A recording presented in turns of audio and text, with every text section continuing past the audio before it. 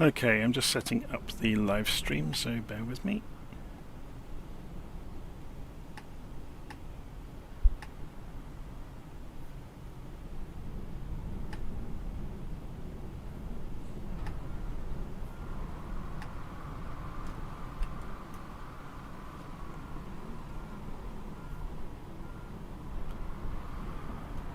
Okay, hopefully we're looking good to go.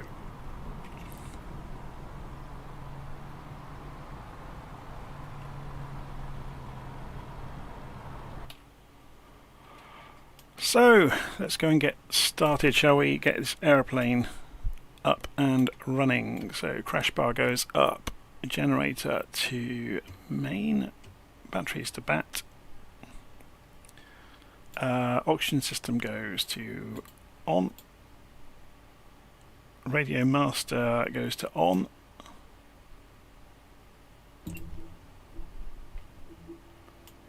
and while we are doing that, although that lights things up quite nicely actually, there's some internal light switches, aren't there? Are they behind here? No. So external lights are up there, internals down here. Here we go. That's better. You can actually see what we're doing there. Okay, so we got the lights on. So I've set the time here for about 10 AM, which will give us a couple of hours of low light, because this part of the world never gets very light this time of year. Okay, so we've turned the oxygen on, we've turned the radio master switch on, the fuel selector goes to auto, and nav lights go to on, so they're up overhead. That's done. So prop goes to max RPM. Hopefully we'll get the throttle to behave itself. Look at this. Throttle's not moving. Now why is that? I'm going to pull the plug on the controls. I've had problems all evening with the controls. Now it's working. So I think I've had a USB controller issue all evening going on.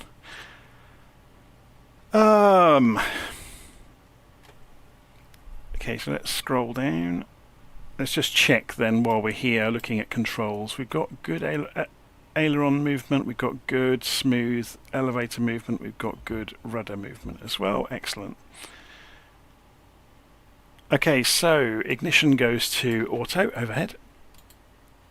Starter goes to on. And we wait for the propeller to wind up.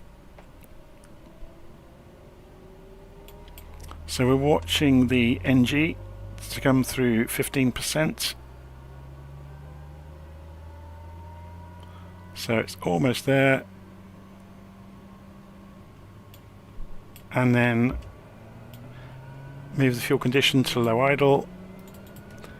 We'll let the GPS capture.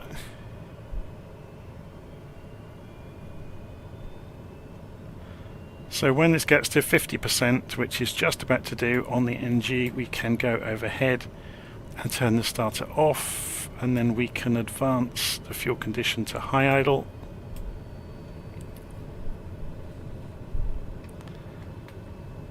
So then go and turn the gyros on.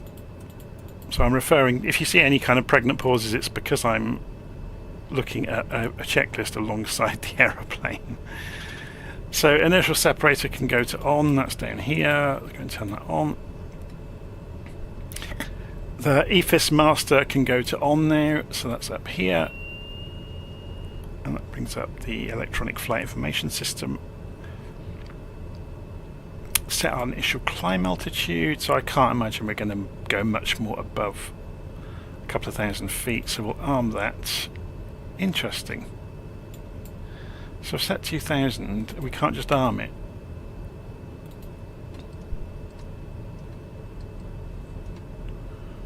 Oh, it's because it's within 1,000 feet. That's interesting. Will it not let me do that then? Let's try it. I've just calibrated the altimeter because it was within 1,000 feet, so no, it's still not going to allow it. Okay, we'll do that while we're in flight.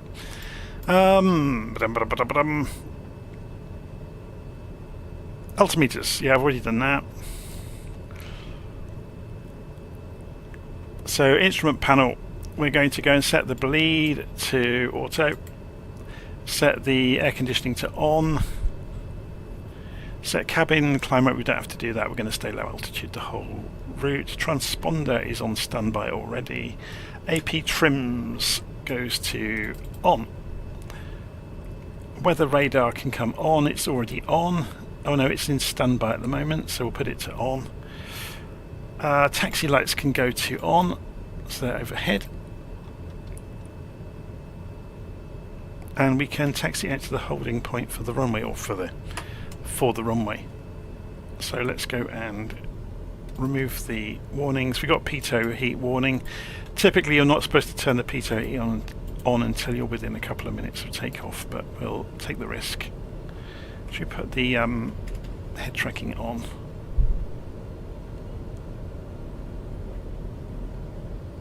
Are we going to be able to make this turn? Luckily this has reverse. I'm going to break the rules here.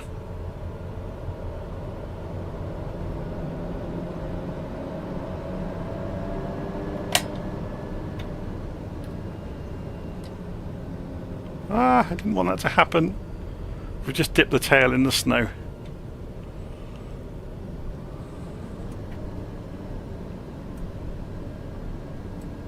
It's quite hilly around here. Or bumpy, I should say.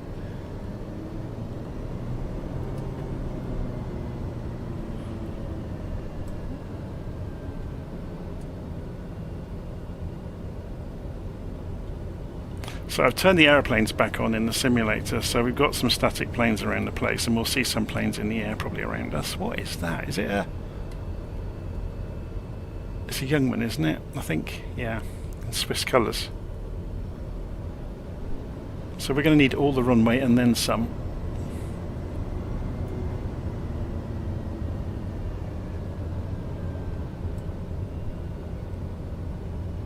Oh, I don't fancy that crosswind very much. Oh my word. Could have done with headwind really. Now can we get a tight turn here without rolling into the snow and getting wet in the lake?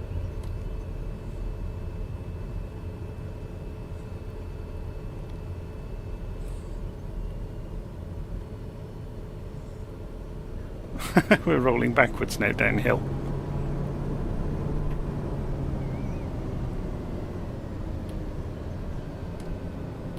Okay, so on the parking brake. So I'm just looking at the instructions. Flaps as required for takeoff. Okay, flaps to takeoff position. Pitot heat. We've already got the pitot heat on. Transponder now goes to on. External lights, landing lights can come on. The strobe light can come on. And we're pretty much ready to go, so we can go full throttle and then we're going to take off. Let's just have a little look at this though. Why have we got a yellow line extending behind us? If we extend the range on this, oh, it's just a sector line. Okay, have we not got a flight plan? Oh, wonderful. I thought I'd loaded it. Maybe that's one of these ongoing bugs with the TBM. Oh, sorry, the black square aircraft. I told it to load the flight plan on the main menu and it hasn't done so. Okay. So we're going to do this and we're going to cheat and use LittleNavMap as our flight plan. So we may as well go and turn off the GPS because we're not going to use it. That's a shame. So I've actually implemented a fix which should have fixed this, but obviously there's extra stuff going on. That's interesting though, look, that says use the GTN 750, not the 530.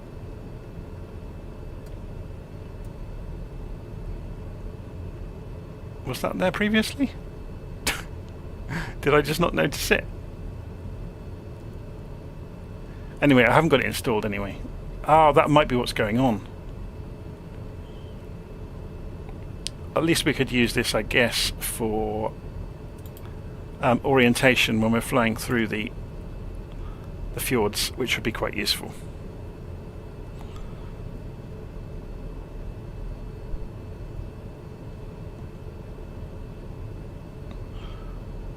Okay, so we are going to be doubling back as soon as we get going, so let's go and turn that warning light off. It's just warning because we've been sat here doing nothing for ages. I'm holding it on the toe brakes.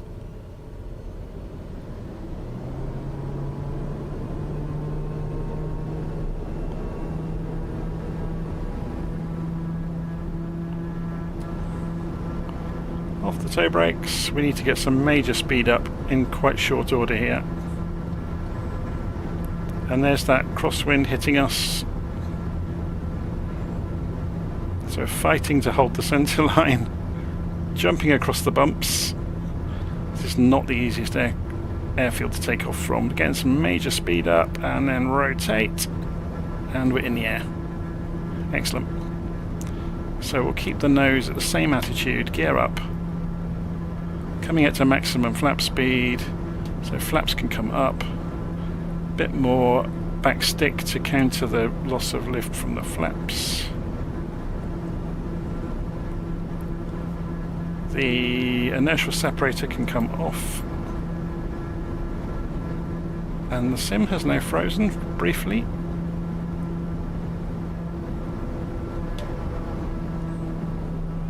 So come back on the throttle and the RPM a little bit.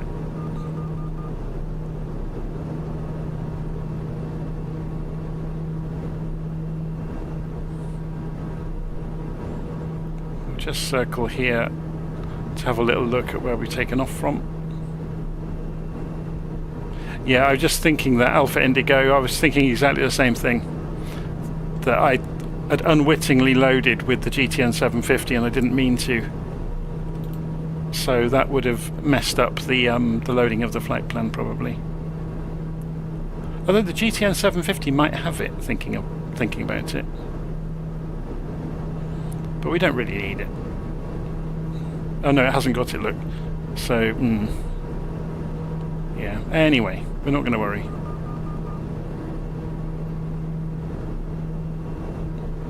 So that was Valan airfield in the northern reaches of Norway, and we're going to get icing if we're not careful. What icing protection do we have? We got ice lights, we don't really need those. We want the airframe de-ice, we want prop de-ice, we want windshield de-ice. That will do.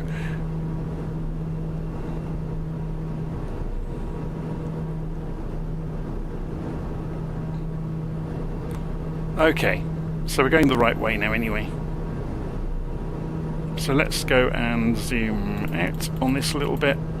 Oh, we have got the flight plan. I tell a lie. That's really useful then.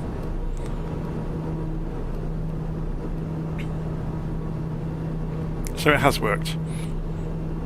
I was presuming we were going to have the 530, but yeah, it doesn't matter.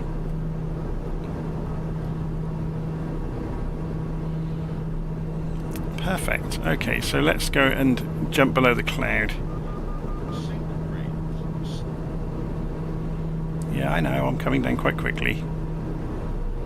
We're coming down below the cloud. We're going to fly the whole thing quite low. And we're going to leave the de-icing on most of the way, probably. So let's zoom out a little bit.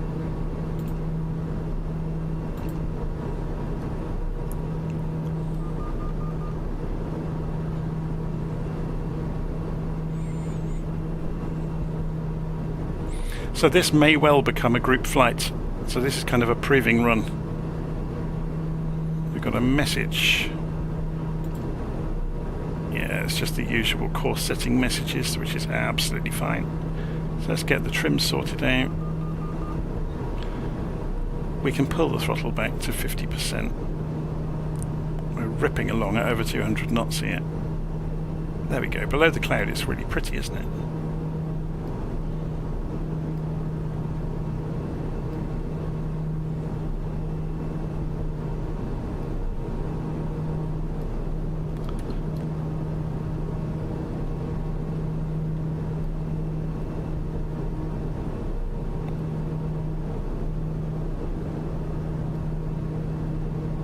So I've just updated the PMS GTN 750, so we'll see how well it behaves.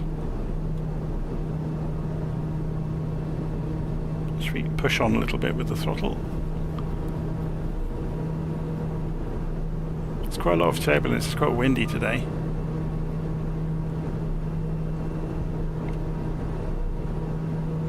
So, the flight plan tells us to come down this inlet.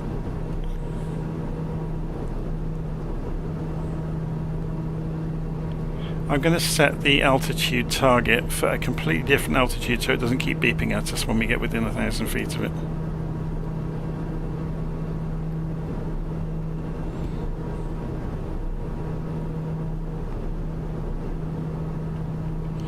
Let's have a look from outside.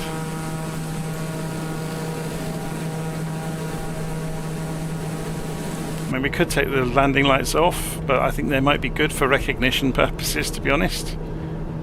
But we'll follow normal procedures.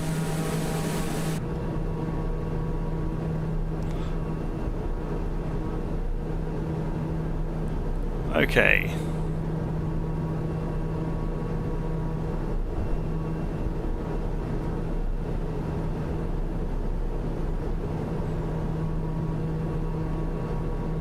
So the sun is behind that cloud bank. It's a shame that cloud bank is there, to be honest. I think it's going to be there the whole flight, to be honest. But oh well, we'll see.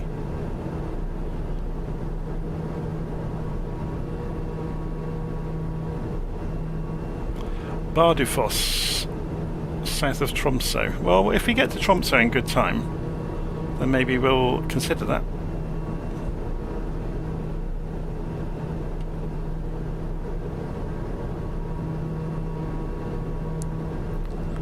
It's very, very bleak up here, isn't it? But the rocks are really nicely modelled.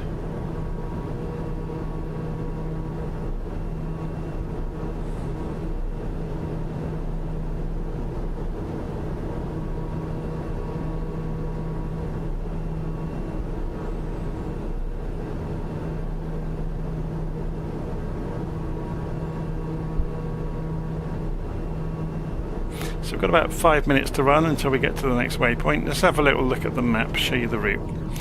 So at the moment we are zooming across here. It's kind of across these lowlands really. And then we're going to skim across the edge of the land in between and go into Hammerfest. So very much own navigation on the way, but look at the wind, it's 30 odd knots. What's the wind on the ground at Hammerfest? Variable 0 knots. So we're going to run out of wind when we get there according to the NOAA. Whether that's the same in the simulator is another question.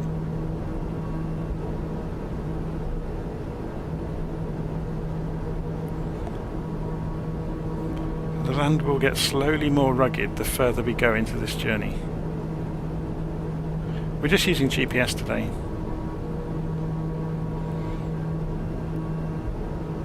This would be a nightmare if we did it with VORs. There's not enough around to do the various triangulations when you get down into here to, you know, to follow the fjords.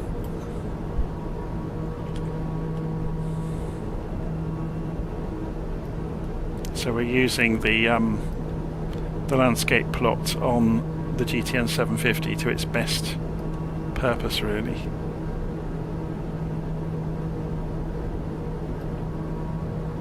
So let's keep an eye on torque is good, propeller's good, engine's good. Is that the exhaust gas temperature? It's difficult to see the letters underneath there.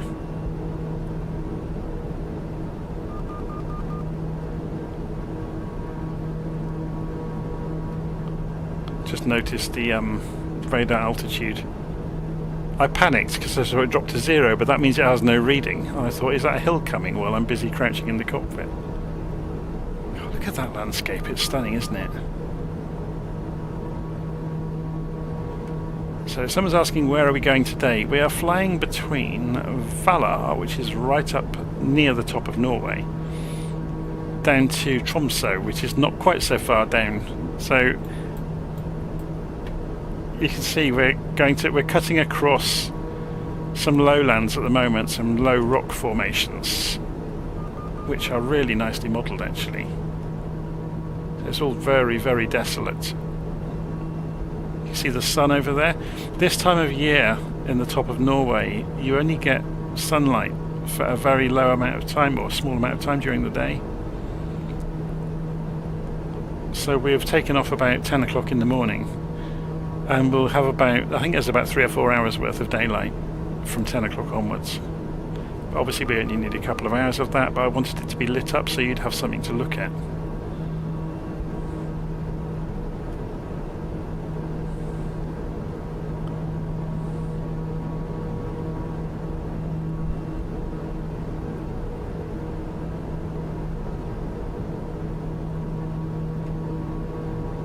Oh my word, 45 knots of wind in Tromso. So I may be turning the wind off when we get there, we'll see.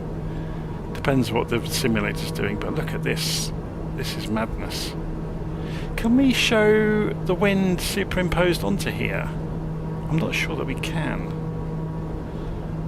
I've never really played around much with the GTN.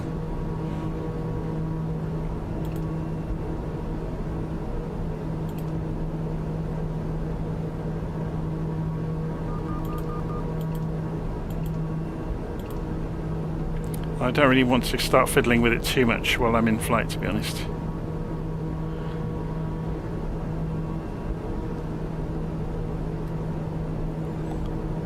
We're obviously going to get these messages popping up all day long from the GTN 750 telling us what direction to go.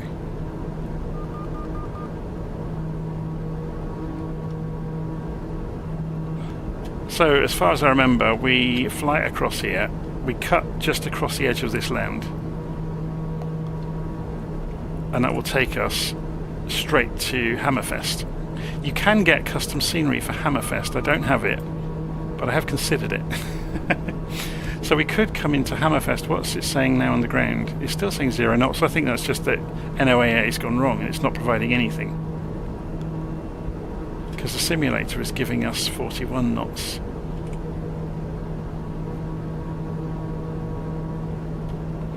I wonder if we can ask for weather from somewhere else.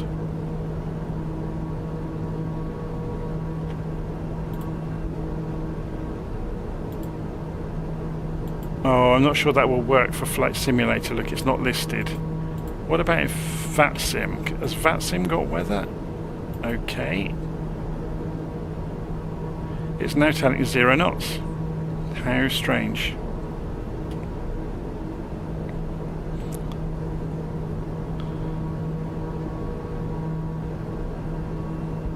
Obviously we can see that's not true. The weather shown on LittleNavMap is local to the aeroplane from the simulator. What I'm doing is trying to find out what the weather is at the next airport, which is Hammerfest. So when you hover over an airport, it pops up the METAR, and you can see that third group of characters on the METAR says 0 knots, which I don't believe is true.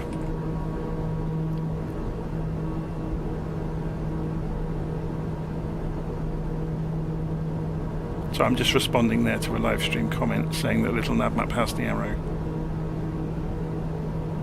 So map menu, change fields, click on one of the 4. Okay, so you can do it. Ah, but that, I guess I could get rid of ground speed, couldn't I? That's not really useful to us. So menu, change fields, that one. And can we get... Okay, so select what I would like. Let's just make sure we're going fairly straight in level before I go and scroll through this. Oops, I didn't want that.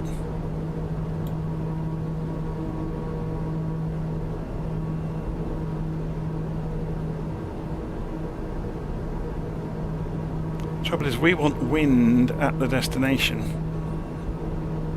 Wind speed and direction, that's what we're experiencing. That's better than nothing. Okay. So 45 knots worth of wind. if it's too bad at the airport, we'll have to just change the weather. I wasn't anticipating it being this bad.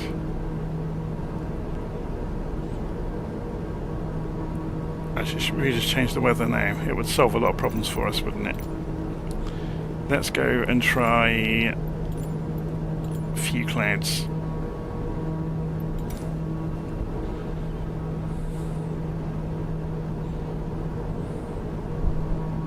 And at least that's exposed the land, so we get to admire some of the textures, so it's not all capped in snow, which is quite nice.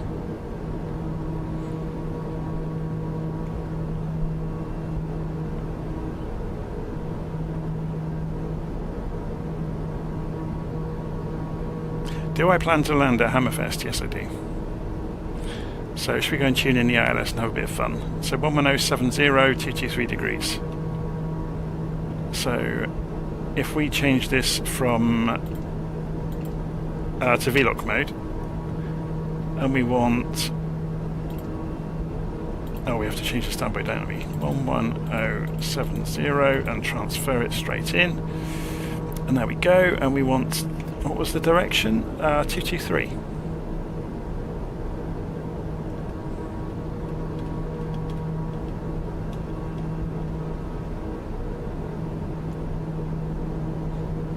So there we go. So relative to us, that's the runway direction. So if we go and cut across,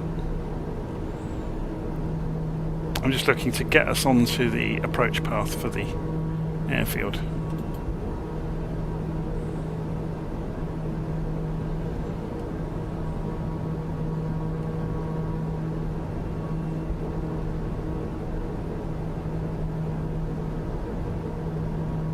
So just looking at the map. So before we, oh, there should be an inlet. I think it's this inlet here. We'll be looking to turn left, and then we should see Hammerfest out in front of us. So let's go and descend a little bit. So what's the altitude of the airfield at Hammerfest? Does it tell us in this pop-up? 263 feet. So we want, and we're coming into the ILS, so we want to be about 2,000 feet. We're a bit high, so let's come off the power.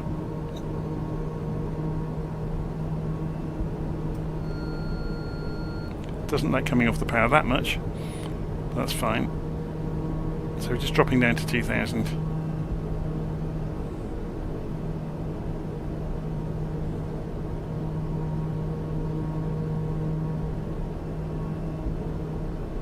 Does this have...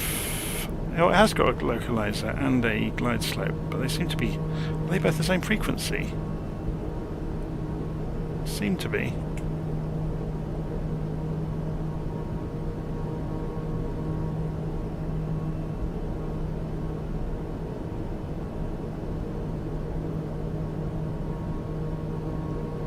So there's the runway out in front of us. So we'll level off the altitude we're at. So you can see the glide slope, sorry, the CDI is coming in for the localizer.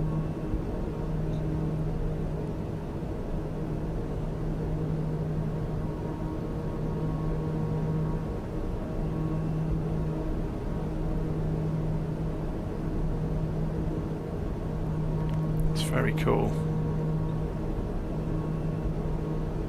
The weather around here, sorry, the scenery around here looks amazing, doesn't it?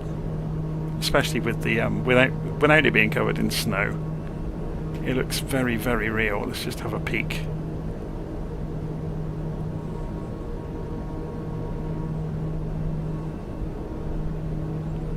Okay, I need to concentrate. So we need to lose some speed.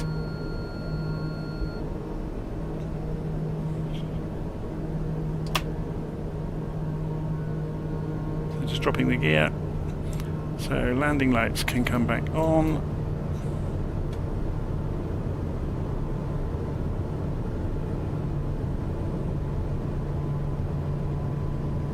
So it's interesting, we don't appear to have a glide slope showing up, but we've got some lights down there, so I'm not sure they've got Vasi or Papi lights though, which is interesting. Unless we're just too far out to see them.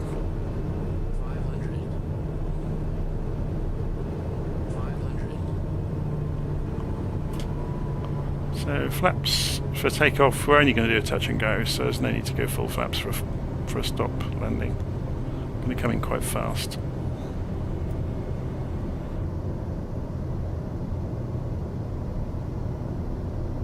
Now, I think we have got Vasi lights. One red, one white, which is what we would expect. I'm hoping that's what they are, along to the left of the runway there.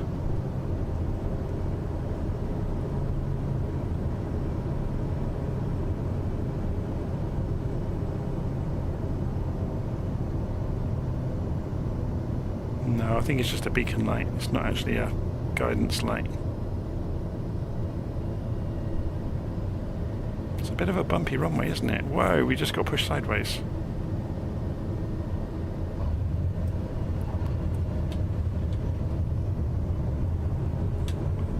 Full RPM, full throttle, and jump off this lump.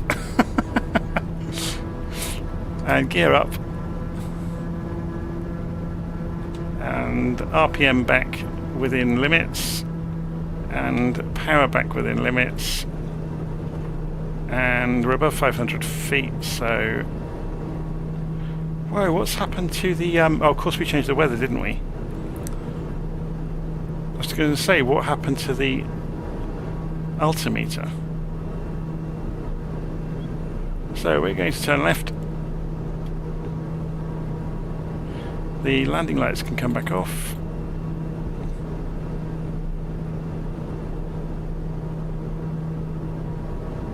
And now we get the really pretty views, which is what the whole point of this flight was really for.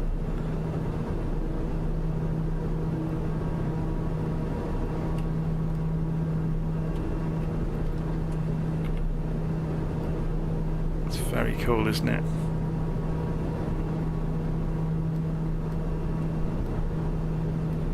I'm just going to turn off the head tracking for a moment. And try and arrange it so you're not getting completely blown out by the basic furniture in the cockpit, so then I can look at the live stream comments.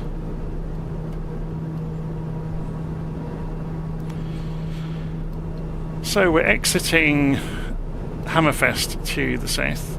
I'm just trimming it out as we go.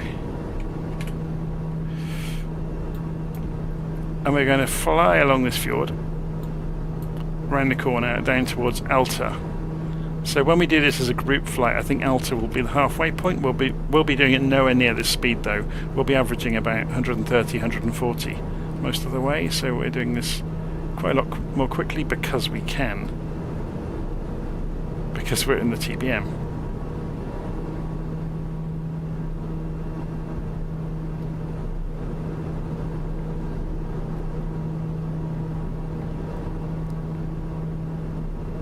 Looks amazing, doesn't it, the scenery? Really does. What about the outside view?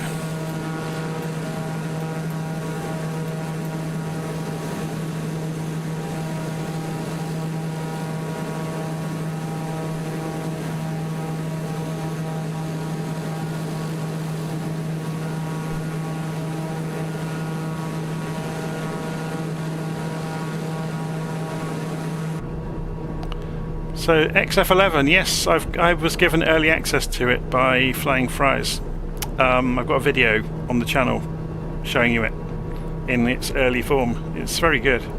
Even in its early form, it was very, very good. Just looking at Paradiski's comment there.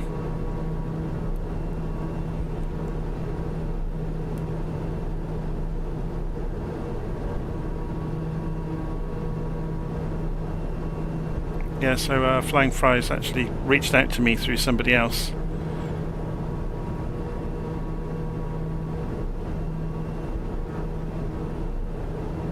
So Mark Allen says, first timer here. Hi Mark.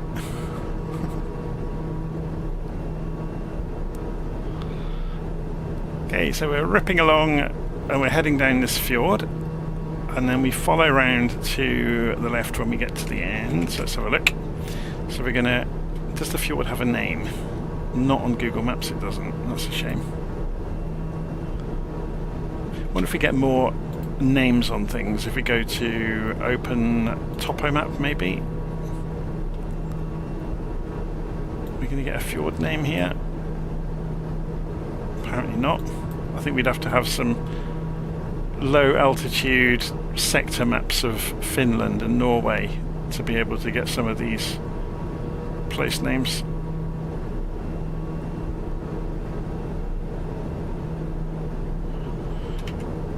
Anyway.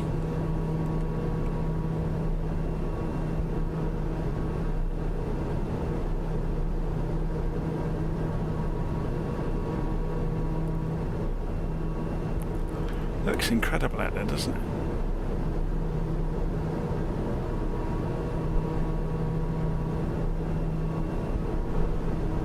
Just edging over 200 knots. This thing shifts, doesn't it? Let's just check the engines, make sure everything's looking good. It's all looking fine, isn't it? It's all in the green.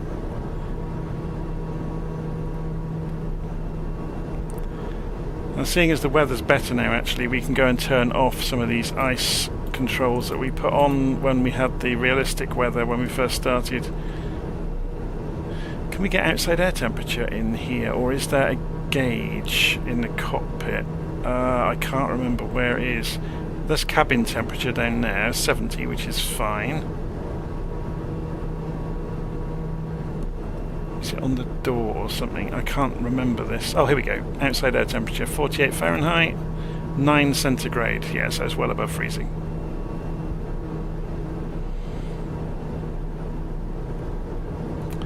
So, master caution. There's no master caution.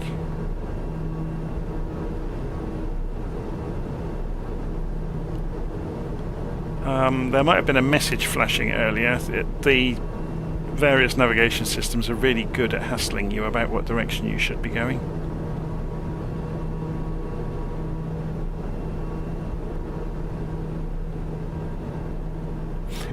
I'm just reading the comments. Someone said, I'm missing the winglets. It's got nice little winglets. What do you want? Batman winglets or something? 1950s fins? This is it's accurate to this particular model, so...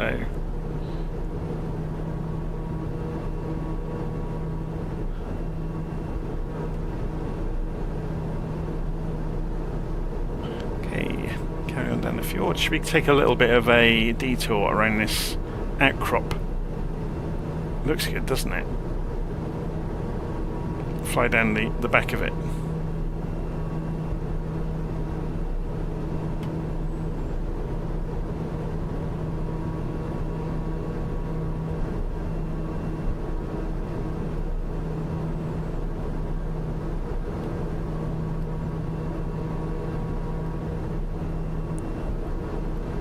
Looks amazing, doesn't it?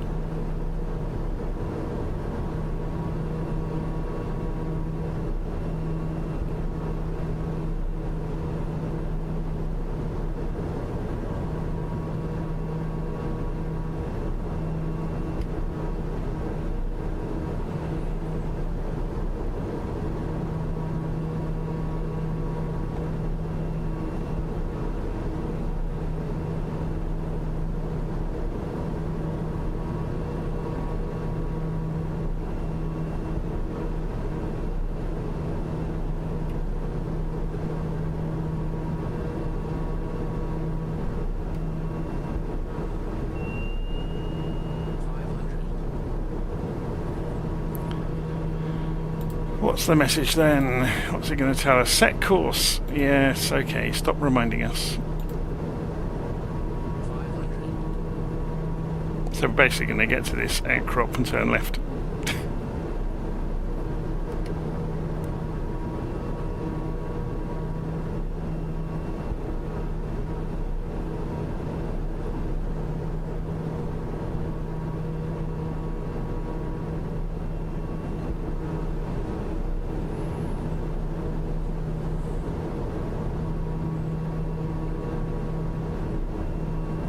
So Space Dude is saying a video on the gear I use. It'll be a very short video. I have less gear than just about anybody I know.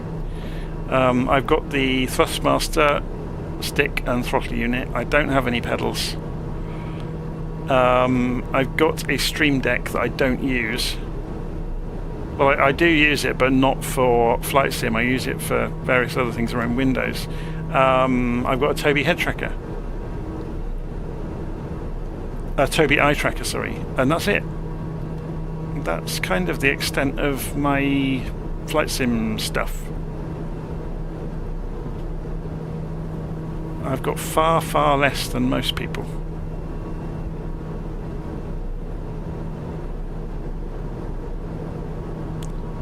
So yeah, this part of the world does look amazing. I'm just reading the live stream comments there. So Nostalgic Flight Simmer has said, scenery looks amazing. It is stunning, this part of the world. When they updated Northern Europe, they really went to town on these textures, and the maps underneath them, they really are something else. Okay, so we're just coming in towards, we're going to need to gain some altitude, aren't we? So let's have a look on the map. So Alta, oh no, it's down on the edge of the fjord. So elevation's 10 feet above the water. That'll serve me right for not looking where I'm going. I'm hand flying anyway, so I'm doing a pretty good job of hand flying, aren't we? We're right down the middle of the GPS track. So we're heading into Alta, and it does have GPS. Whether we want to use it is another matter. I guess we could for a bit of a laugh. 108.9, 109 degrees. So let's do that. 108.9.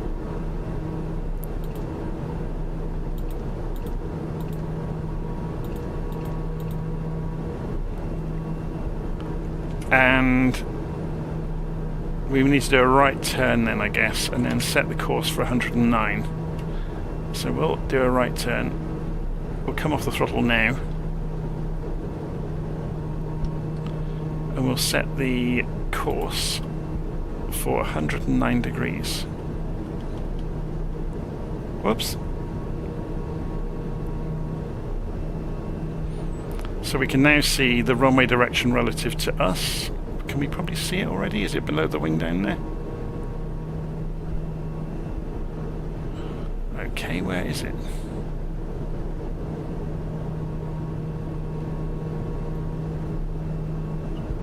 We'll follow the yellow brick road, shall we? We'll keep an eye on where we are. Okay, so it's the other side of this bit of land. We're looking at the wrong piece of land. It's over here. Which means we get to admire the scenery a bit more on the way in. So we'll get the landing lights on, ready to do our approach.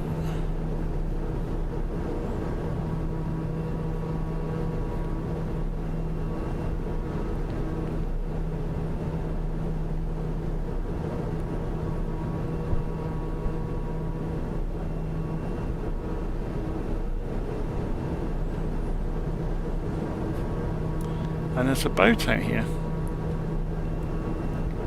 delivering Argus, or sorry, Amazon parcels, I imagine. Millions of them.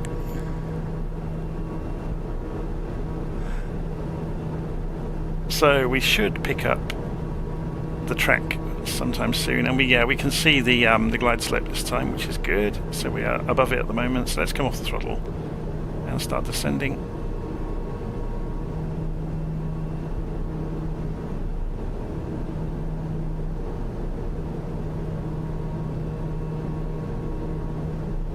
Get below the glide slope, so we're at 2,000 feet at the moment.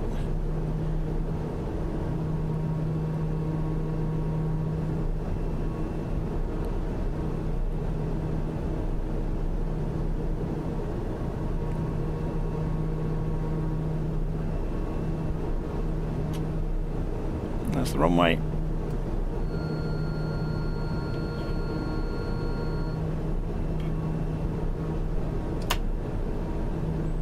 See, here comes the localizer on the HSI.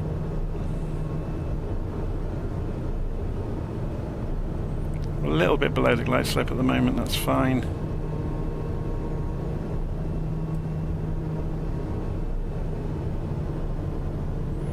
Within flaps range now, so down come the flaps. We'll just go to takeoff flaps because we're going to do a touch and go. So you can see at the moment we're showing as low on the puppy lights, which agrees with the glide slope. So if we just stay fairly level as we lose some speed, we'll catch up with the glide slope.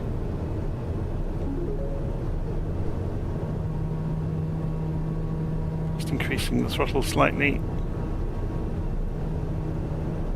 Okay.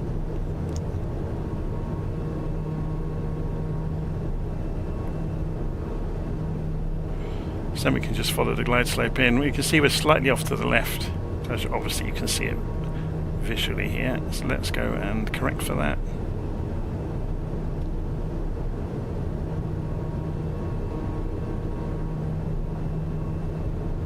Let's have a look outside.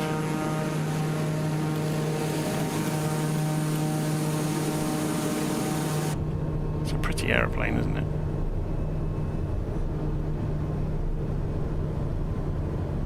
Start winding the speed off.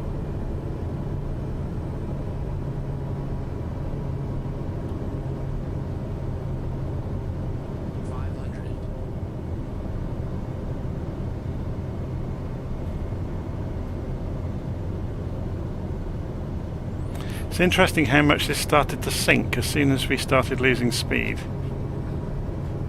It sank like a brick.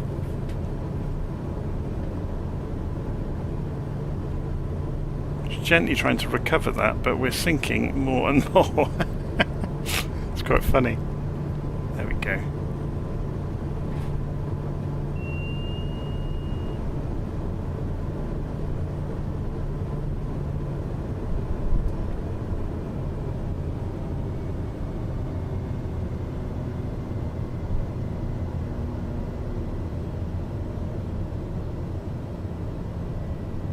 Look at it floating. Came a little bit too fast.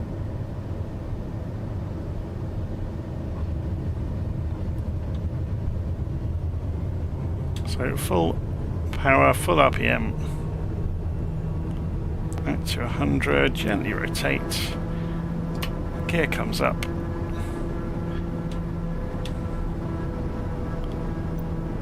Landing lights can come back off. Whoops. Turn the nav lights off there for a moment. So we need to double back on ourselves, but we need to find the easiest route to do that. I think because of the hills coming, we turn out over the river here.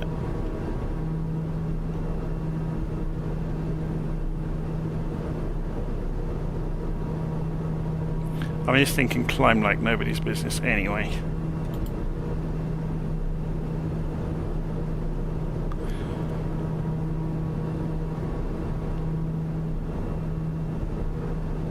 There's a view and a half, isn't it?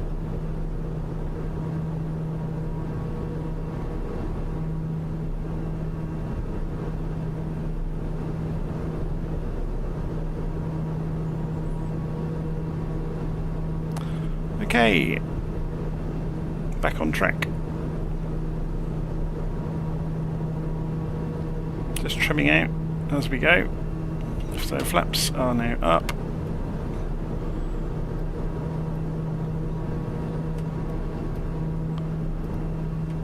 Should we try the autopilot out and see if it's fixed? It should be, because I fixed the source code. So, autopilot on, it should do roll and pitch hold automatically. Put the yaw damper on. If we go and put this back to... Whoops, I didn't mean to do that. CDI mode, GPS. There we go.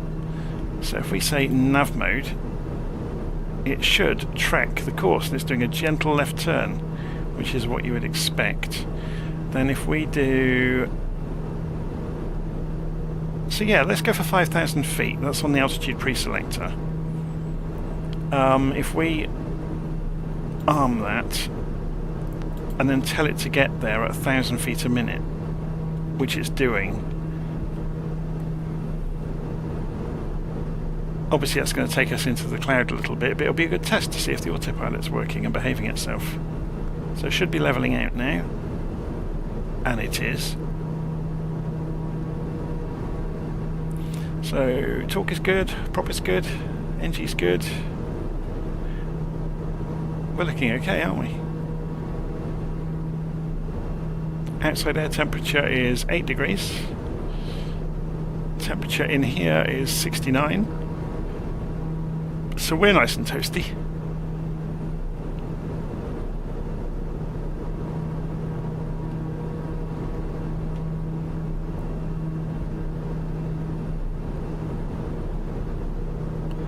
Coming up towards 4,000 feet. We're not going to have time to... Oh, actually no, because that's a turning point. It's not a runway. So we're going to be flying along this long fjord and then dropping down through some low bits and pieces. So I'll drop back down as we fly along this fjord back to, say, 1,000 feet, which should make it a bit more spectacular.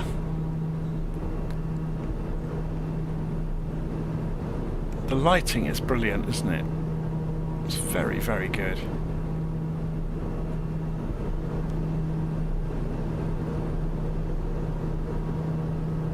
So the reason we've gone to few clouds instead of real weather is because the real weather had 40 knot winds, which would have precluded us flying this airplane at all. So it's interesting, look how high the top of these are. We're coming up to 5,000 feet. We've probably only got 1,000 feet over them. Maybe a couple of thousand feet. So we would have had to climb quite significantly anyway to go this route.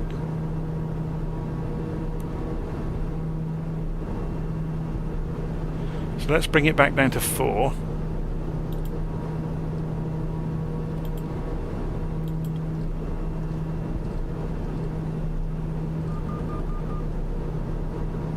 So we're going to descend at 4,000 feet a minute.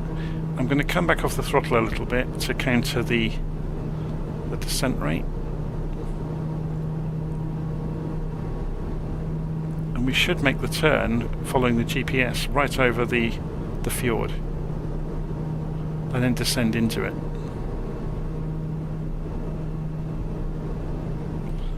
So let's go and set that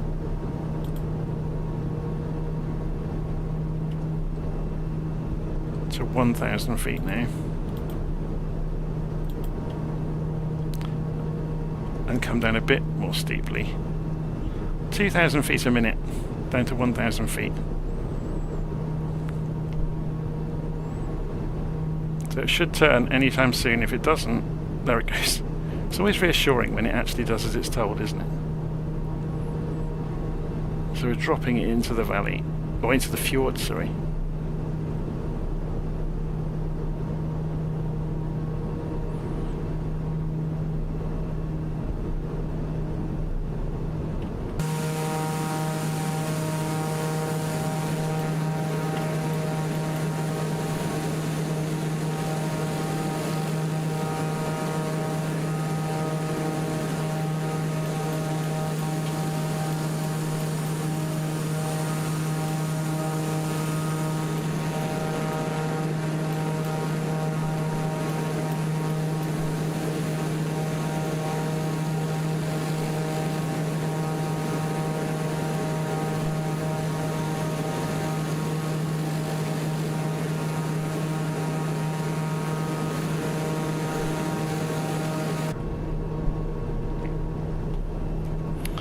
Okay, down to 1,700 feet.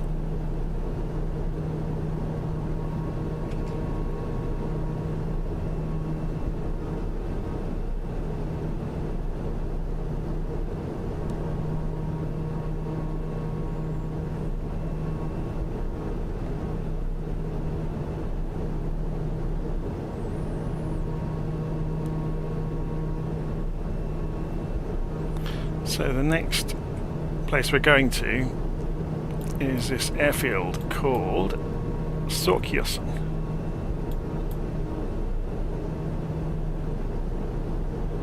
So it's got an interesting approach look. We'll have to be totally visual to come in here, but if you follow this in bad weather, it takes you down at about what's that, about 40 degree offset.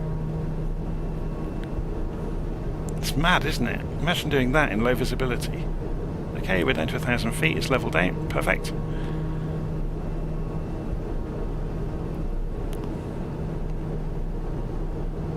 And we get to admire the fjord.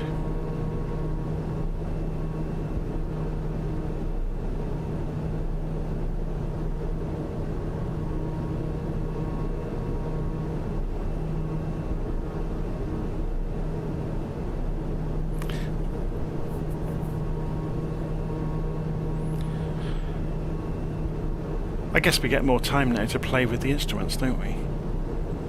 Because we've got the KNS-80, of course, in this aircraft, so we can invent VOR stations. I always forget that.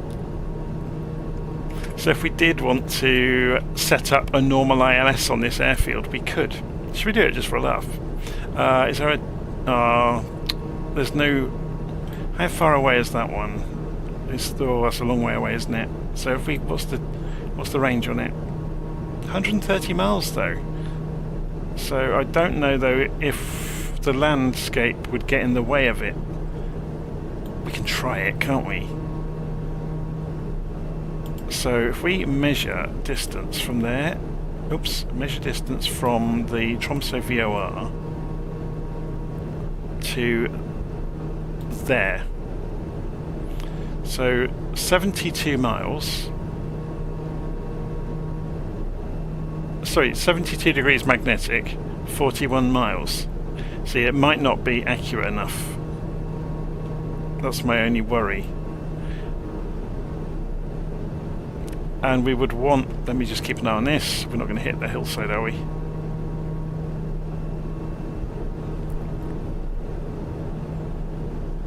I think we'll just... It's going to be pushing it to use the KNS to do that, I think. I mean, I guess we could though. Just it's a fascinating thing to have a go at, isn't it? 113.80. Let's just quickly. I'm just judging if we're going to get through this gap. Okay, I think we're going to be okay.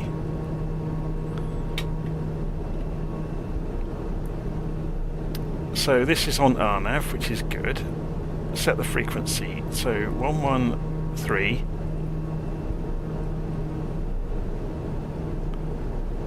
80. We want the radial to be 72 degrees magnetic and the distance to be 41. So radial 72.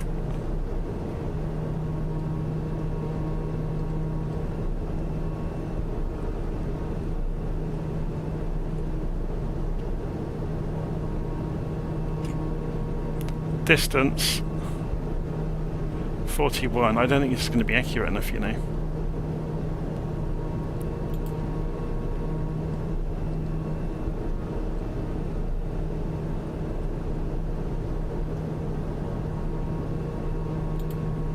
So what that will do is if we turn the HSI over to, we won't do it just yet, but if we turn this over to use RNAV instead of GPS, we have essentially set, and we set our course as well. So let's do that actually. No, we'll stay on GPS for the moment. So at the moment we're still flying in over here, so there's no point to do it until we get down to about waypoint 8. And then we'll, if we were to leave waypoint 8, measure from there and fly out to the actually, no, that's not the track we want. Let's remove that.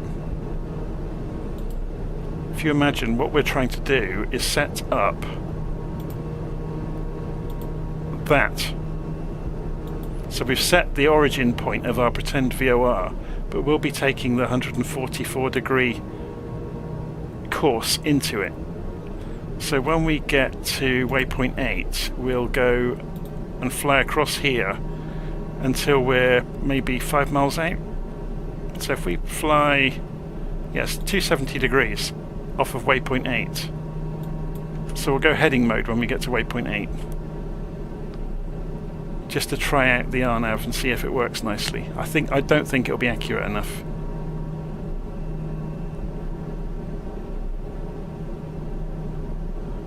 So we're doing the turn on the autopilot, which is quite scary because we're going to need some altitude in a hurry. So we need to switch this back to here.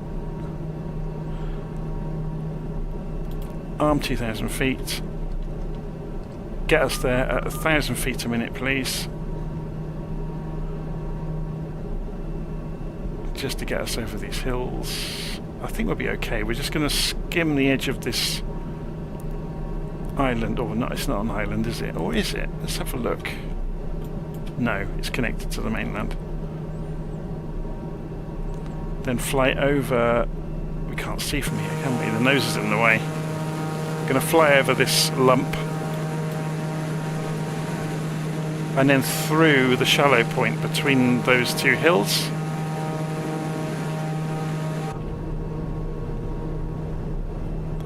We are not going very fast. Let's put some power on. No wonder it was struggling to climb.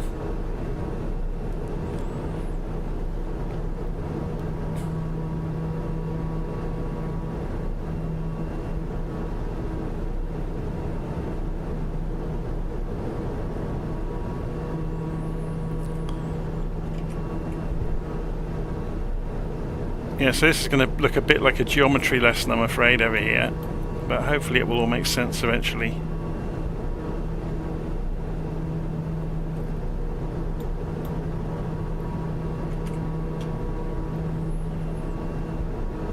So let's take us actually out to... So what's the altitude of this airport? 16 feet above the fjord. So we want to be about 1,800, 2,000 feet at that sort of distance. Knowing that if that's an 8-mile guidance marker, you'd want to be 2,500 feet that far away. If you draw that as an arc, so that's going to be about 2,000 to 1,800-ish. We'll see. See when we get there.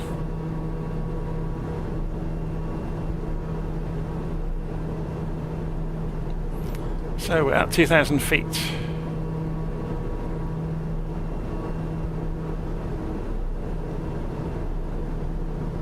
think we're going to need another 1,000, aren't we? Just looking at that hill in front of us, that's looking worryingly low.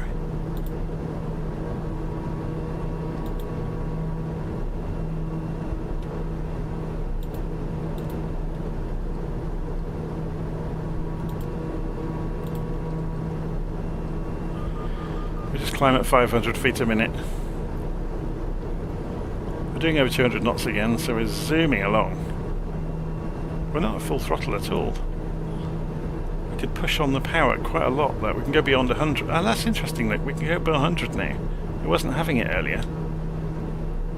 But we've got no need to do that though. We don't want to damage the engine. This has engine modelling or damage modelling. So we're still on 100%. We've been looking after the engine nicely all the way.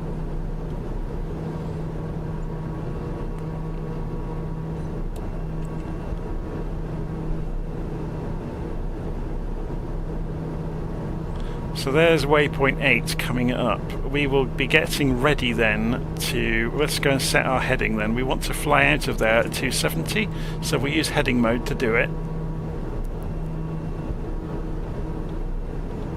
So we'll get it ready.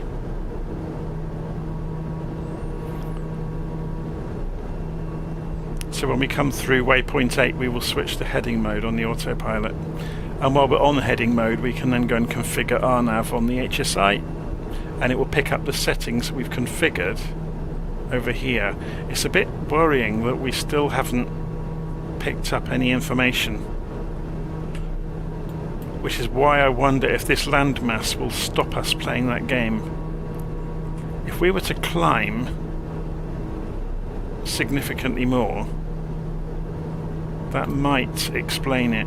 So if we went to 5,000,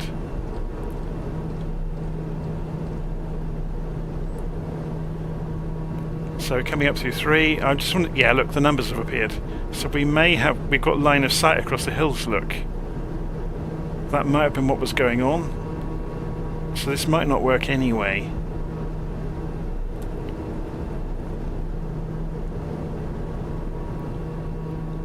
Whoa, look at that. The shafts of light coming in through the valleys. Incredible.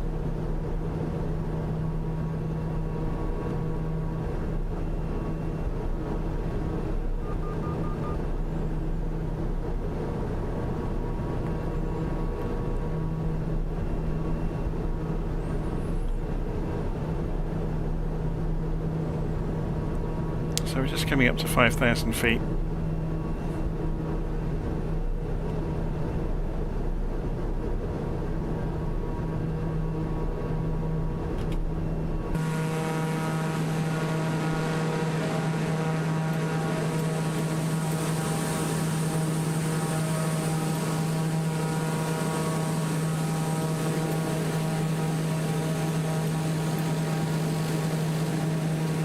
There's a screenshot for the week.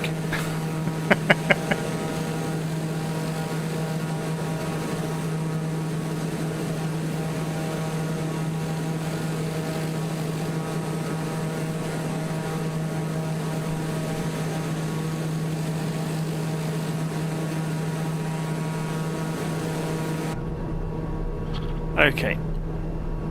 So we're coming up to waypoint 8 and it's going the wrong way, look. So we're going to go heading mode. And the airplane should roll the other way, go out to 270 degrees, and now it's doing that. We can go RNAV, and we can set our course to 144 degrees.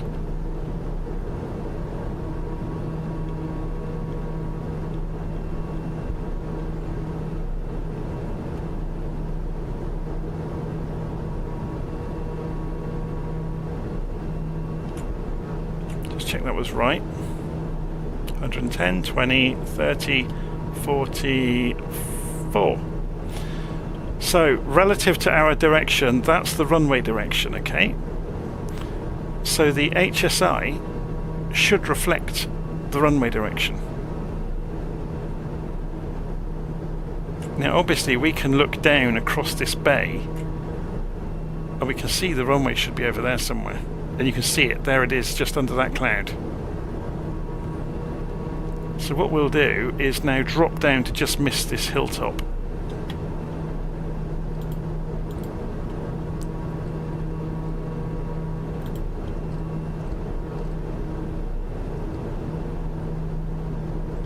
So we're just going to use our rate of descent here to just pulling the power back so we don't accelerate too much. I'm just trying to do this by hand to just skim the top of this hill. We can see that the glide slope is coming in, but like I said, the numbers might not have been accurate enough to guesstimate this correctly. So let's start spinning. Yeah, we can go lower than that. Let's go to 1,000 feet and come down a lot more steeply.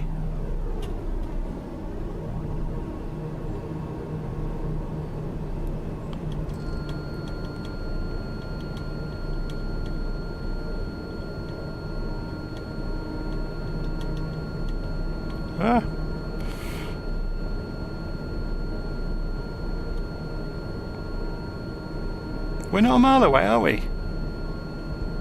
Close enough to be in the ballpark. That's not bad. So that was using RNAV from Tromso. Unfortunately though, we'll probably lose this when we descend too far, because we'll lose through the hills the radio signal, I would imagine, if it works accurately. So let's get the gear down and then the beeping will go away. So disengage the autopilot, let's track across. So this airfield had no localizer, but I'm just wondering if we'll lose these numbers once we get behind this hill. If we don't, I'll be wondering why. So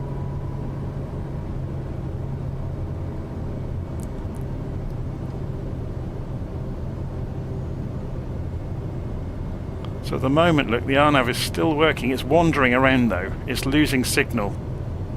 It's starting to shoot all over the place. So look at it swaying.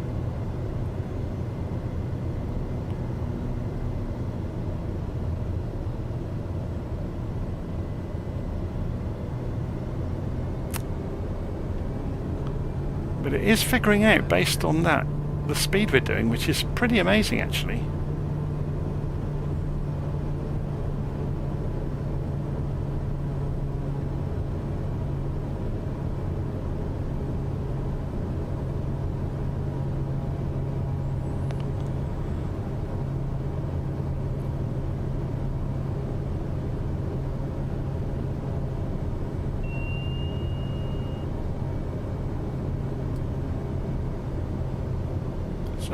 Cut the engine to idle, let the speed fall off.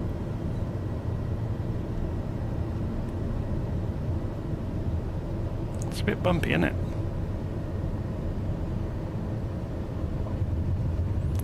We're down, full throttle, full RPM. I forgot to put the landing lights on, didn't I? Oh well. So gear up. So we're going to be doing a left turn very soon. Flaps up. RPM and throttle back within limits.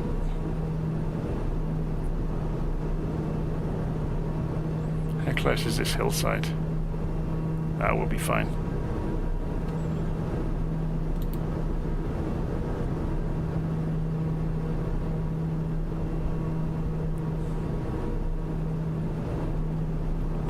Back out over the water and continue on with our route. So we can go back to GPS mode on the HSI. And if we climb through this pass, that will take us back out onto the trek.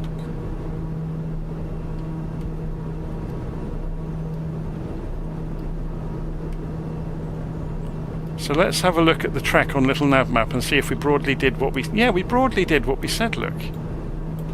Which was quite cool. But that, where I was on about the distance, with it being only within a mile, we always knew that our track might be off slightly.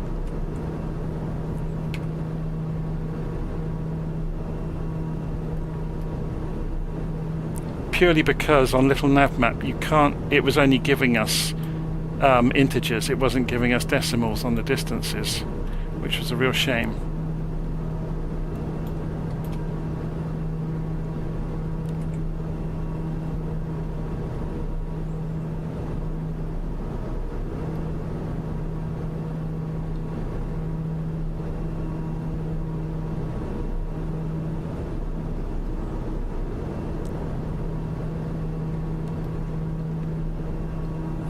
So that was Sørkjosen, I think it's called, isn't it? Sørkjosen, yeah.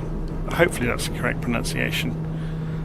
So we can either straight line it now, straight over to Tromsø, or we can go and navigate round. On the group flight, I think we'll navigate round. Today I think we might just straight line it to Tromsø to finish the flight.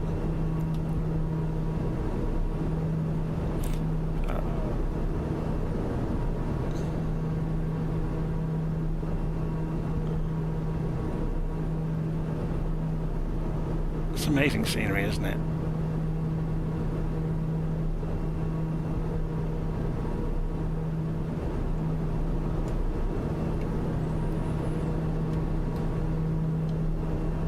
So anybody that is flying the TBM, or any of the black square aircraft actually, that's discovered that the autopilots are broken on the GNS 530 and 430 recently, following Sim Update 14, Working Title introduced a small change to the source code of the GPS systems, and it broke the black square aeroplanes.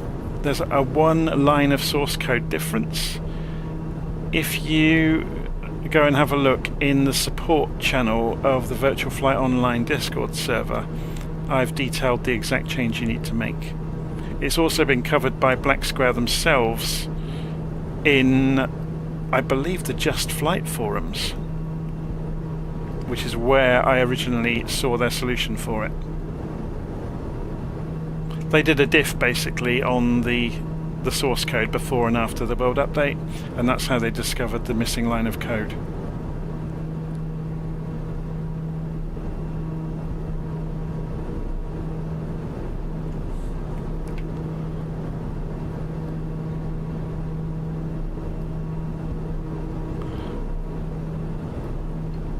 So if we want to straight line this, we could just go straight for the Tromso VOR actually, which we've already got tuned in.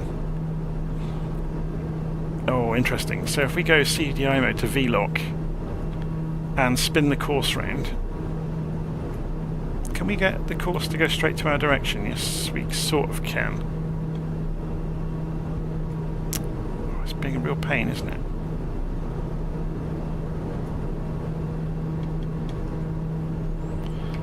Okay, we've got this on VOR mode.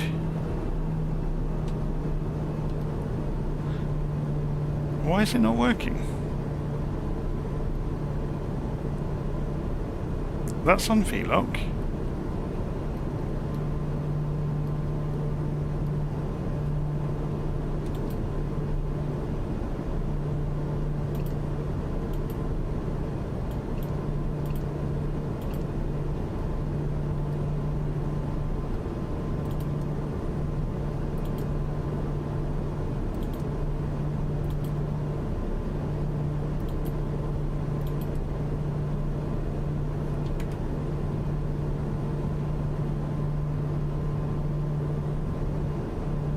So we want the course we're flying to be 73, don't we? This is... what is going on? No, the reciprocal of 73, sorry. So if you align 73 up on the opposite side of the compass, this is the cheap way of doing it, without having to know the reciprocals. So 73 is going to be about 257, is that right? No, 247.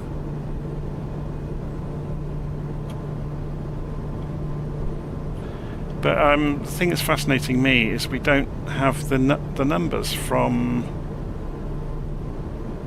the VOR.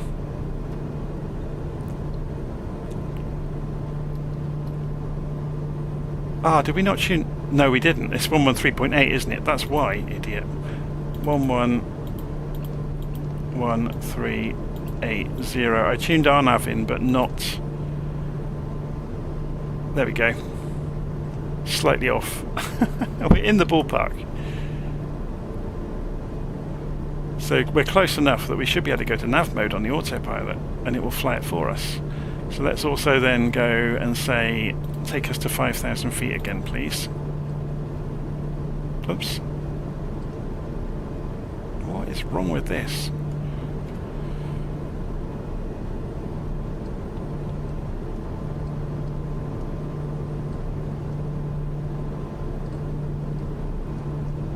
A 1,000 feet a minute. It's like it's on a go slow, and it's not, and it's gone back to feet a minute again. Oh, silly thing. And it's done it again. Oh, hello, what's going on with the GPS has lost its track, hasn't it? The autopilot's disabled. Let me just sort this out. It's being a real so-and-so.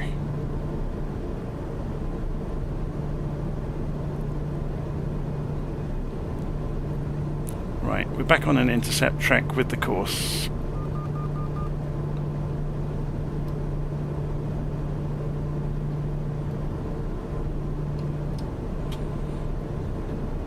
"5,000 feet at 1,000 feet a minute. Arm, autopilot. It's on nav mode, so it's going to pull us back into the, because we're within a dot. So yeah, it's working now. Good.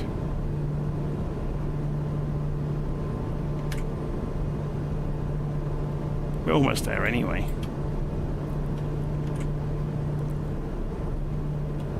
Look at those mountains. They're not very friendly, are they?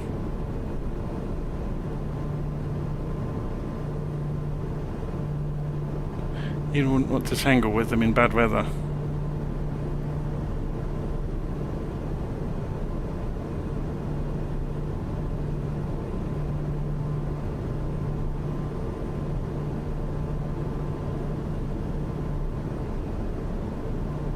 So Lucas, please don't advertise in the live stream chat. Nobody else does it.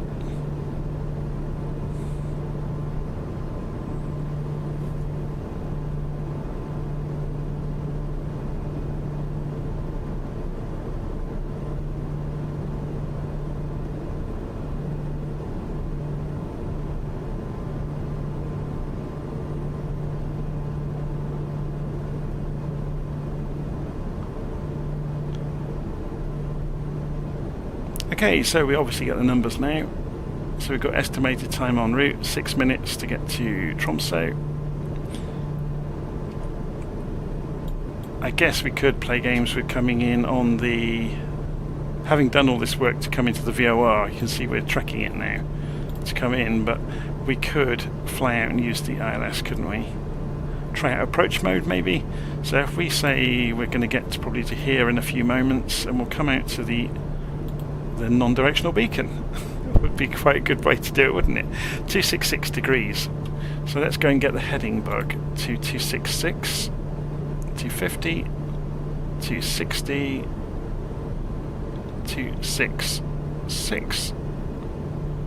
It's about there, isn't it? And then, are we there, nearly there yet? Yeah, so let's go to heading bug mode. So we're still on the autopilot. So the airplane will gently turn right. We're at 5,000 feet. So now we're in heading bug mode. We can go and tune the ILS for Tromso to 109.9.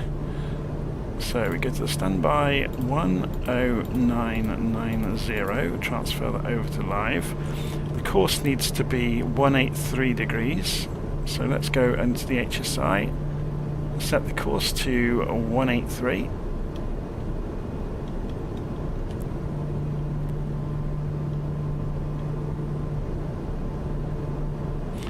So we're flying essentially 90 degrees to the ILS, which is absolutely right. We'll turn in at the last moment to it.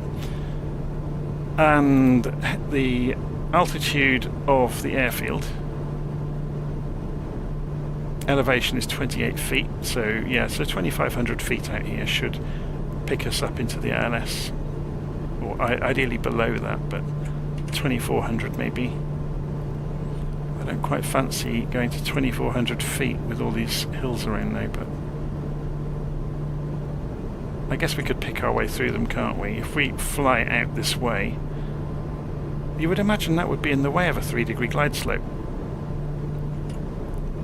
It's going to be that hill there, isn't it?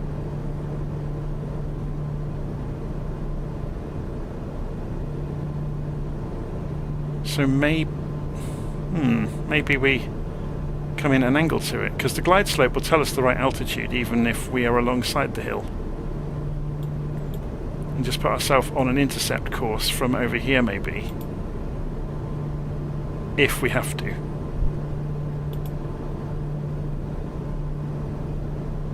Yeah, that's going to be an interesting one.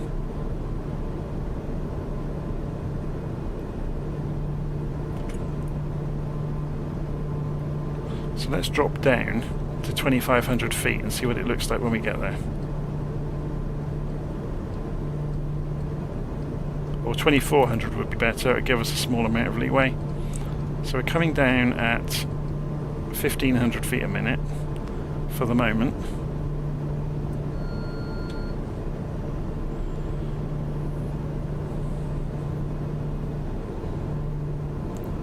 And we should see Tromso in a few minutes. The scenery is stunning, isn't it?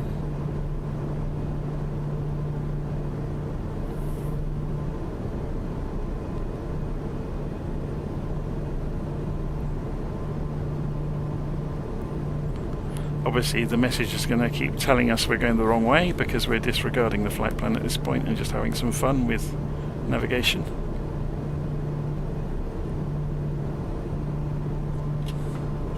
This is interesting.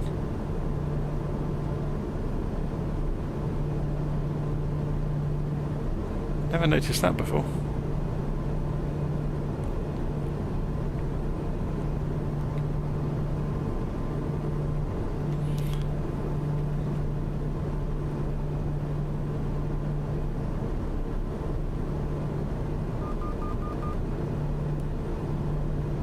So yeah, actually this hill isn't that high over here, is it? So we might be okay. I think we might have to play this game with, you can see the glide slope is above us at the moment. So we're just coming down 2,800, 27, should get to 2,400. So we're on heading mode. Let's pull our heading across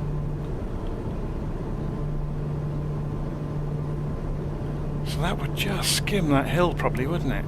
For the glide slope. If it's is it a 3-degree glide slope? No, it's 4-degree. That makes sense. Okay, so my altitudes are off. So let's go back up a bit. That makes sense.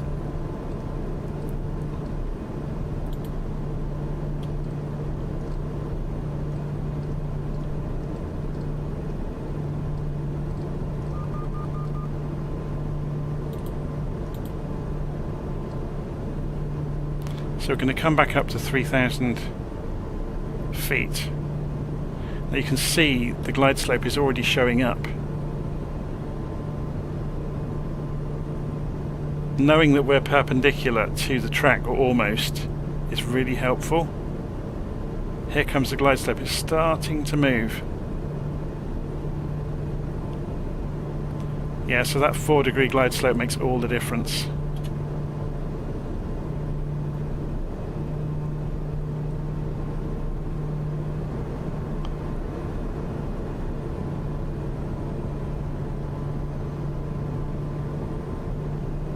See the runway out there at Tromsø.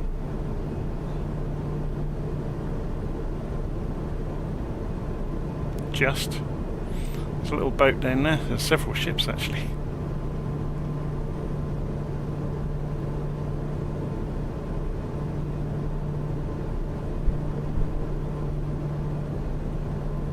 Yeah, so there's the glide slope.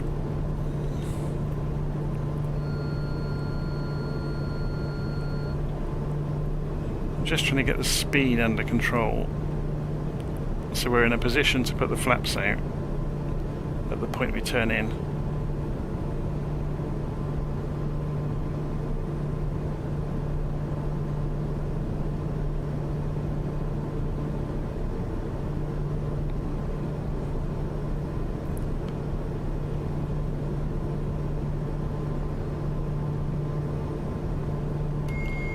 Come off the autopilot briefly and to get us in the right place. So I want to stay underneath the glide slope until we're over this hill, ideally. Going to begin our left turn in a moment.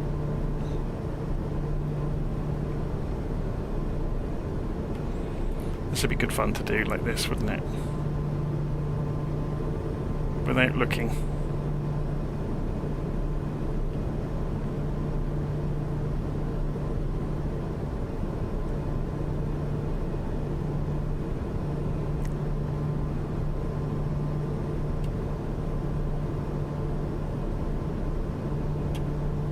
That message. So here comes the... Is the CDI moving yet? Let's get the gear down. I'm going to try and do this without looking out the window so I can not surprise anybody.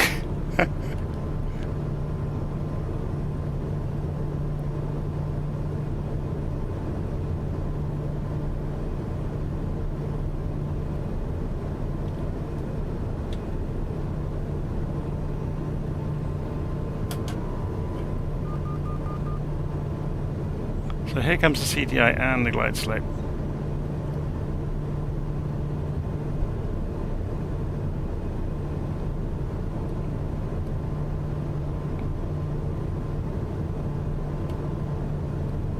Just trying to trim the plane out, which is quite difficult to do when all you have to go on is the artificial horizon. So we're pretty much on the glide slope now, and we're just turning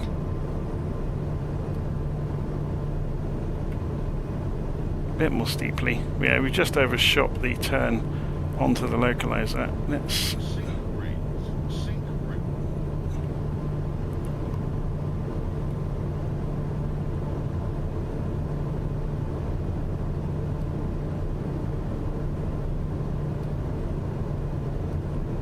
So you can now use the altitude to guess your distance, even if you haven't got distance measuring equipment, which we've obviously got. But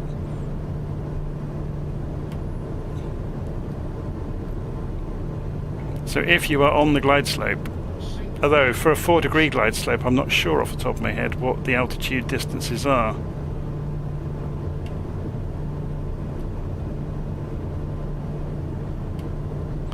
So we're off to the left, so we'll just turn right a little bit and cross the path of the runway. So down to 800 feet.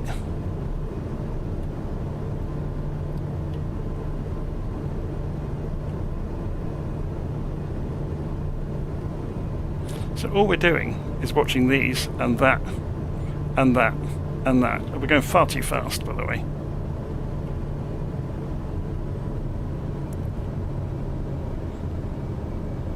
So if we get up and have a look, and there's the runway.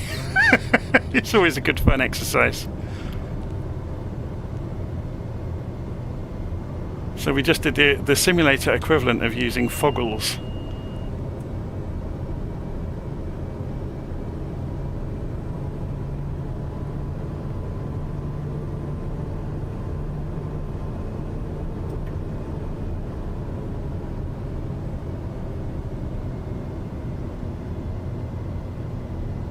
So I have got the scenery for Tromso, so it's going to look good. This is the Orbeck scenery for Tromso.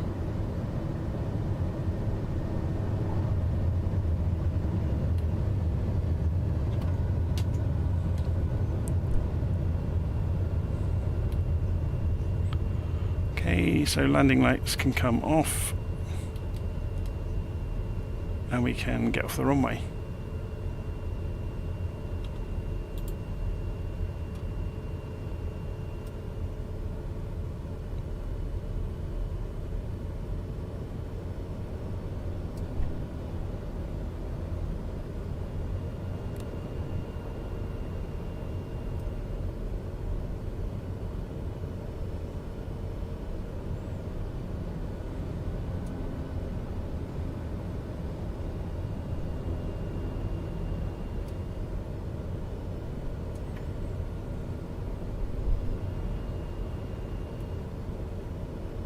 I've no idea where I'm going here, by the way. I think that's just a... Is that the service hangars that way? Where's the... That's the terminal building, isn't it? Although I've got no business parking a little TBM at the terminal. Is that the smaller planes down the far end, maybe? We're just going to break the speed limit.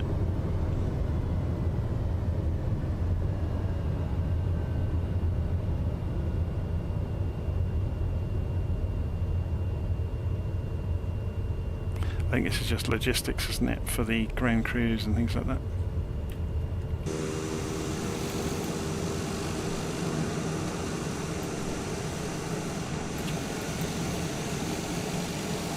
Avoid the pylon.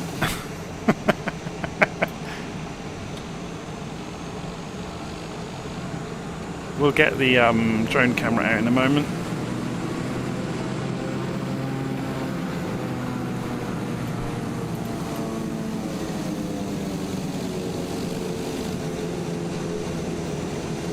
Just for comedy value, let's put this on a gate parking spot.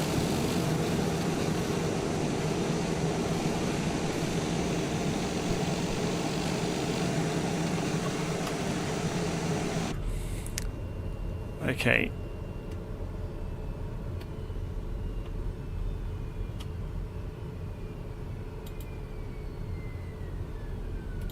Gyro's off. Strobes off, nav lights off, taxi lights off, air bleed to off, air conditioning off, where's the radio master switch? There it is. Autopilot off, pitot heats off. And watch the airplane freeze itself to death now in short order.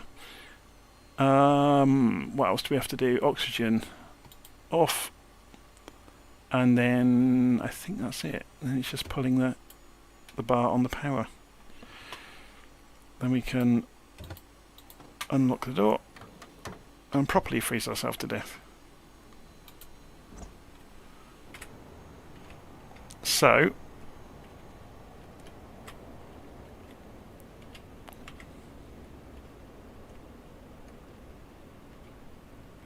Right, let me just grab my Xbox controller. It won't be a second. I have to plug it in, because if I leave it plugged in, the sticks on Xbox controllers tend to drift and they cause havoc with the simulator. So let's go and have a look around Tromso and see how well they've done it, shall we?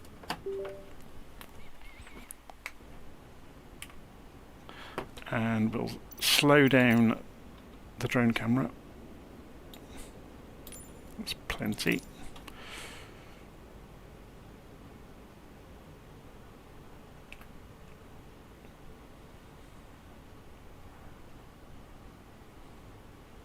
Very cool.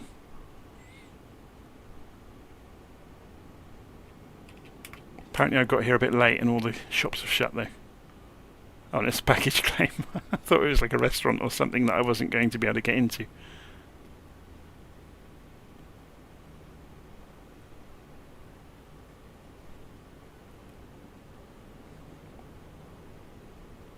Hello, I'd like a ticket, please. She doesn't look very interested, does she?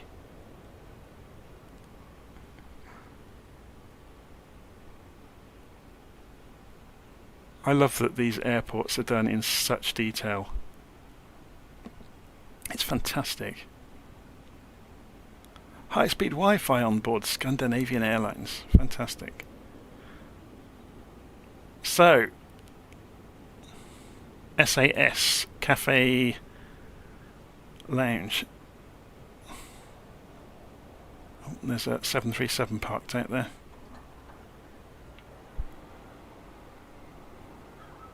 So we've got some sort of lounge here. Oh, there's the sports bar with the football. What are the pictures on the wall then? Inspiring shots from all over, I guess. Oh my word, they really have gone to town with this. Who wants a drink and a sandwich? Mind you, it's an airport, isn't it? So a drink probably costs the same as a small car. Bookshop. Can't quite see what books they've got. Another food place. There's food places everywhere, aren't there? It's very cool. They've done a great job with it. Duty-free shop. Another kiosk. Very, very cool.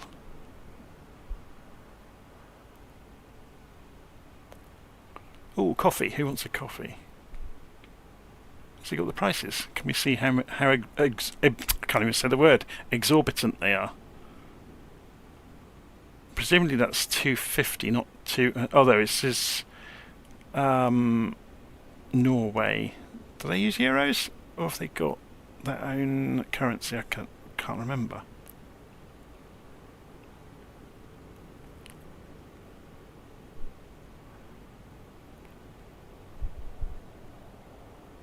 Looks very cool, doesn't it? If they have ever got far enough to animate the people, that really would be the icing on the cake, wouldn't it?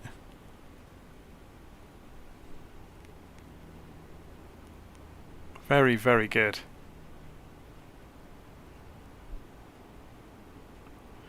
Okay, let's fly out through the end of the terminal building. So there's obviously lots of support vehicles. I'm going to go up and have a look. We'll finish off at the control tower, shall we? So we're going to fly up to it.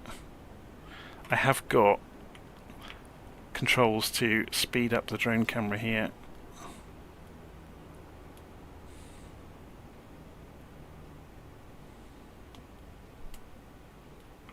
Oh, I slowed it down too much now.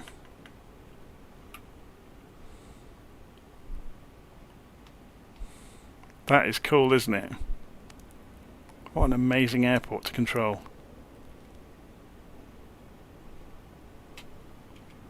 Obviously we can turn the head tracking on and look around like we're stood here. How bizarre is that? Anyway. Hopefully you've enjoyed this. So we have arrived at Tromso.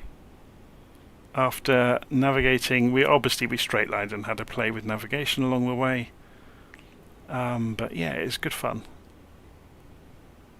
Started off right up in the north of Norway. and came down through the fjords to get here to Tromso. And we're seeing here with the low sun at this time of the year, it just makes it look spectacular. Okay, I'm going to leave it there. Hopefully you enjoyed that. I'll see you again soon.